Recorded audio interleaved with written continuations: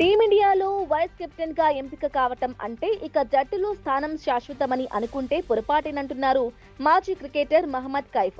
తిలక్ వర్మకు నేరుగా హెచ్చరిక చేస్తూ వైస్ కెప్టెన్ అయినా కూడా ఫామ్ లేకపోతే జట్టులో చోటు ఉండదు అని స్పష్టం చేశారు. అసలు కైఫ్ ఎందుకిలా అన్నారు? ఆయన చెప్పిన ఉదాహరణలేంటి? ఐర్లాండ్ తో టీ20 సిరీస్ కు టీమిండియా వైస్ కెప్టెన్ గా తిలక్ వర్మను ఎంపిక చేసిన విషయం తెలిసిందే. ఈ నేపథ్యంలో మాజీ భారత క్రికెటర్ మహమ్మద్ కైఫ్ కీలక వ్యాఖ్యలు చేశారు. వైస్ కెప్టెన్ అయ్యాడని జట్టులో స్థానం శాశ్వతమని భావించొద్దు.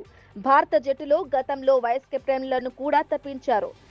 కాబట్టి ప్రతి మ్యాచ్ లోనూ ప్రదర్శనతోనే చోటు నిలబెట్టుకోవాలి అని కైఫ్ హెచ్చరించారు.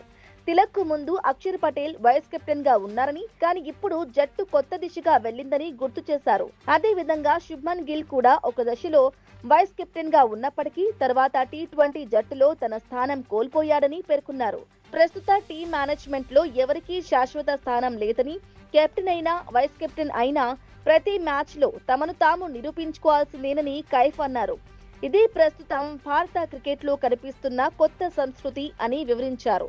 ఇదిలా ఉంటే ఐర్లాండ్ తో తొలి టీ20లో తిలక్ వర్మ 21 బంతుల్లో 19 పరుగులే చేసి నిరాశపరిచాడు.